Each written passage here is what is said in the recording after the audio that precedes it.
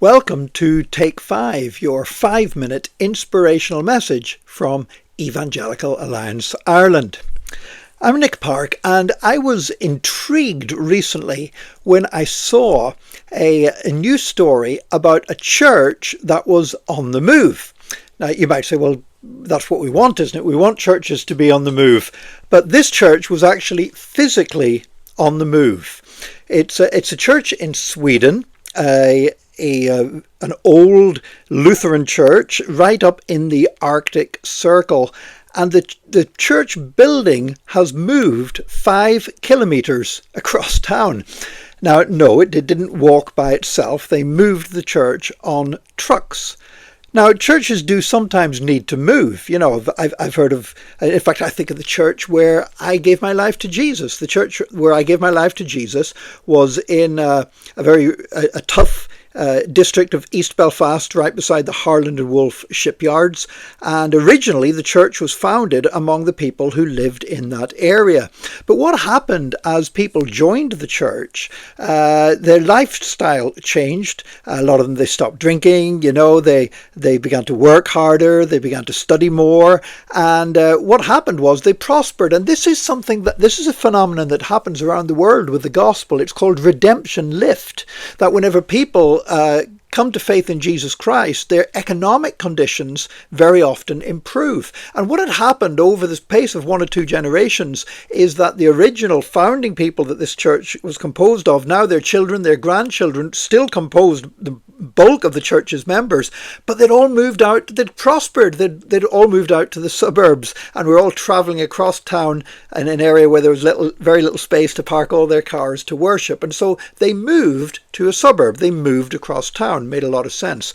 But they didn't actually take the whole church building with them when they moved. So I was intrigued about this Swedish church. Well, it turned out that what happened, this church, and it took them 2 days to move it, by the way. The church weighed, it was a wooden church, weighed 672 tons.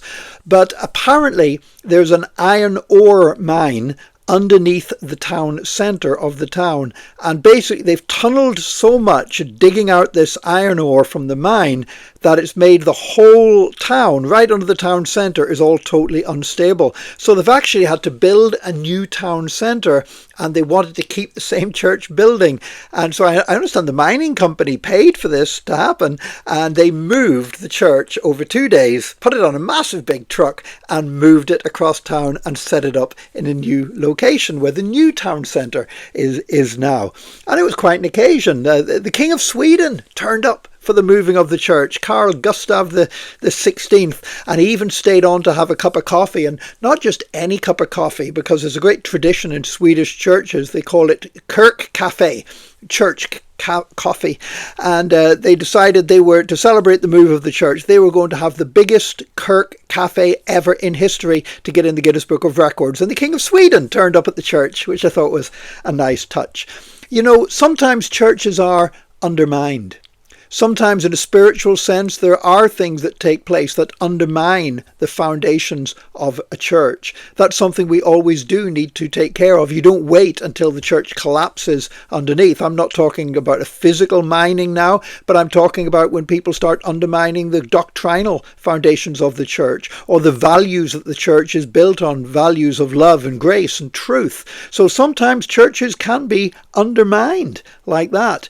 And but the church definitely does need to be on the move. I'm not saying that we necessarily need to move to another location to worship.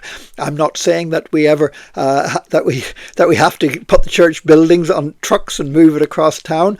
But the church should never be stationary. The church should never be standing still on the traditions of the past. The church needs to be changing. The church needs to be moving forwards. That's not always a comfortable thing for us to do. Sometimes I'm sure there's people there in Sweden, despite all the excitement and the king coming and the big Kirk Cafe, I'm sure that some of them are still saying, I like the church better where it was. But the church has got to be on the move. We've got to be moving spiritually. We've got to be moving in the way we do things. But we've got to stand on solid foundations that must never change. The foundations of God and His Word, and the values, the prayer, the worship that holds us together. May God help us today to know where we need to move as the church and where we need to stand firmly in Jesus' name. And join us again tomorrow for another Take 5, your 5-minute inspirational message from Evangelical Alliance Ireland.